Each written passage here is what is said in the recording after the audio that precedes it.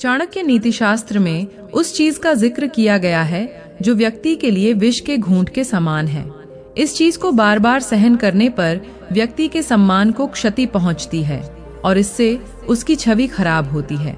आचार्य चाणक्य जी के अनुसार व्यक्ति का मान सम्मान ही उसकी सबसे बड़ी पूंजी होती है, क्योंकि जीवन में सम्मान बहुत परिश्रम के बाद ही मिलता है। चाणक्य कहते हैं कि व्यक्ति को कभी भी अपने सम्मान से समझौता नहीं करना चाहिए। चाणक्य ने अपने नीतिशास्त्र में उस चीज का भी जिक्र किया है जो व्यक्ति के लिए विष के घूंट पीने के समान है और उस चीज को बार बार सहन करने पर व्यक्ति के सम्मान को क्षति पहुंचती है। अगर आप भी इस चीज से परेशान हैं, तो आज हम आपको इस चीज का समाधान चाणक्य नीतिशास्त्र से बताएंगे। हम आपको गारंटी देते हैं कि इस वीडियो में आपको अपमान जनित हर समस्या का समाधान मिल जाएगा। अगर समाधान नहीं हुआ तो हमारे इस वीडियो को डिसलाइक कर दीजिएगा। बस आपको इस वीडियो को अंत तक ध्यान से देखना होगा। तो चलिए वीडियो शुरू करते हैं। दोस्तों, यदि किसी ने आपके बारे में एक बार भी अपशब्द बोला हो तो पहले आप अपने आप से पूछ सकते हैं कि वह ऐसा क्यों कर रहा है। ये हो सकता है कि आप उस बात के लिए मन ही मन कोसें, लेकिन ऐसा करके आप उसके साथ पुराने हिसाब चुकता करते समय नया खाता खोल रहे हैं। जब वह पूर्व में दिए गए हिसाब को लेने आया तो आपने उस हिसाब को स्वीकार करने और जमा करने के बजाय उस व्यक्ति को कई बार कोस दिया। आप उसका बार बार अपमान कर रहे हैं, लेकिन खुद उसका एक भी अपमान सहन करने में असक्षम हैं। अब मानव की बुद्धि उस गहराई तक कैसे पहुंच सकती है, ये समझने की वजह लोग और कर्म बांध लेते हैं और भ्रमित हो जाते हैं। अपमान के समय हमें किस प्रकार का बर्ताव करना चाहिए, इसके लिए महाज्ञानी आचार्य चाणक्य जी ने कई प्रकार की चाबियां दी हैं। तो चलिए उन्हें देखते हैं। दोस्तों, जब कोई आपके ऊपर कठोर अपमानजनक शब्दों का बौछार करता है, उस समय आपको जागृत रहना है और उस व्यक्ति के साथ होने वाले टकराव को टालना है। कभी भी किसी विवाद में नहीं पड़ना है।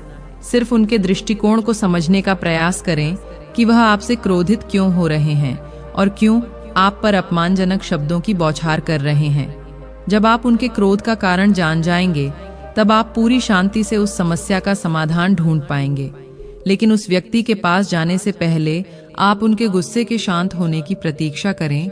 तब उस व्यक्ति के सामने शांति से उस मामले पर चर्चा करें और एक दूसरे को स्वीकार्य समाधान लाएं। दोस्तों, जब कोई आप पर चिल्लाकर आपका अपमान करे और एक ही बात को बार बार बोले, उसका एक उपाय यह है कि आप यह पता लगाएं कि यह सब बातें कहने के पीछे उसका क्या उद्देश्य है। उनके शब्दों पर ध्यान ना दें, यह पता लगाएं कि वह क्या चाहता है और उसके अनुसार ही कार्य करें। दोस्तों, ये बात हमेशा याद रखना कि जब कोई आपका अपमान करे तो ऐसी स्थिति में भावुक होने की बजाय आप शांत और सहज रहें। यदि उस समय आप कोई प्रतिक्रिया करते हैं तो आप बस आग में घी डाल रहे हैं। अंत में पूरा घर जल जाएगा और दोनों का ही नुकसान होगा। लेकिन यहाँ पर महाज्ञानी आचार्य चाणक्य जी कहते हैं, अपमान को अपने अंदर पचाना चाहिए, क्योंकि वह तो अपने शरीर के लिए महान बल है। उसी बल की वजह से आप एक कामयाब इंसान बन सकते हैं और तब आपके अपमान करने वाले व्यक्ति को आप जवाब देने की कोई जरूरत नहीं है। वह आपको इतना कामयाब देखते ही उसे उसी समय मुंह तोड़ जवाब मिल जाएगा। चाणक्य कहते हैं कि कभी भी किसी को तुरंत ही कोई प्रतिक्रिया न दें, क्योंकि आपका अपमान हुआ है। आपका पहला विचार तो यह होगा कि मैं भी सामने वाले को सुनाऊं, लेकिन ऐसा कभी मत करें।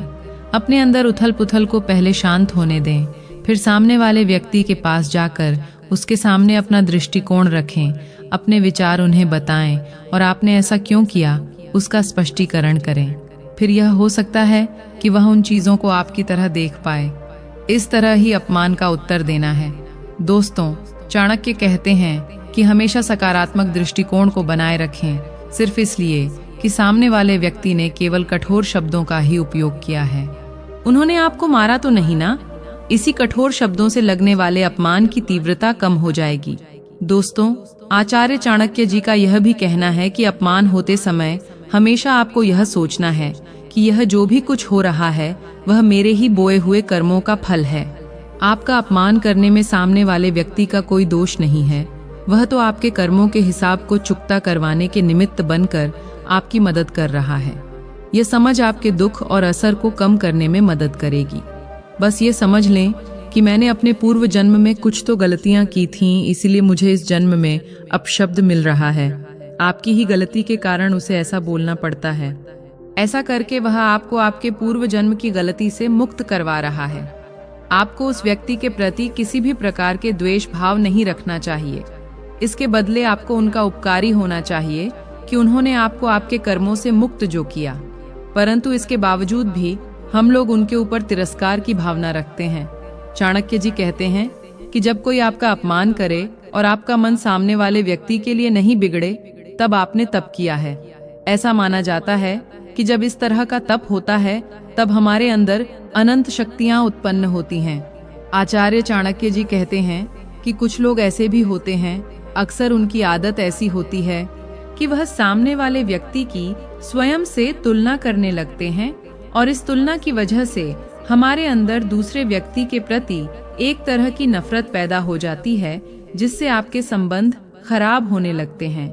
इसलिए कोई कुछ भी करे, आपको उसके प्रति कोई प्रतिक्रिया नहीं देनी चाहिए, तभी आप एक सफल और स्मार्ट व्यक्ति बन सकते हैं।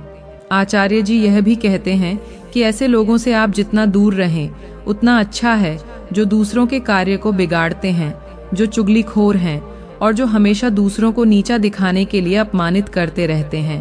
वह ढोंगी हैं। वह सिर्फ अपने ही स्वार्थ सिद्ध करने में लगे रहते हैं, दूसरों को धोखा देते हैं, सबसे विद्रोह करते हैं और ऊपर से यह दिखाते हैं कि मैं अत्यंत नम्र हूँ, लेकिन अंदर से पैनी छुरी के समान है।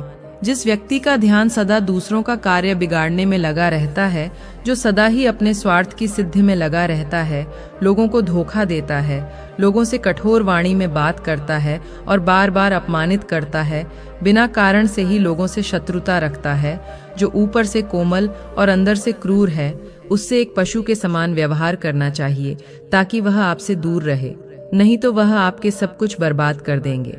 चाणक्य जी कहते हैं कि ऐसे लोगों को पहचानने के लिए एक ही उपाय है, वह कभी भी किसी के भलाई के बारे में बात नहीं करेंगे और ना ही किसी का भला सोचेंगे।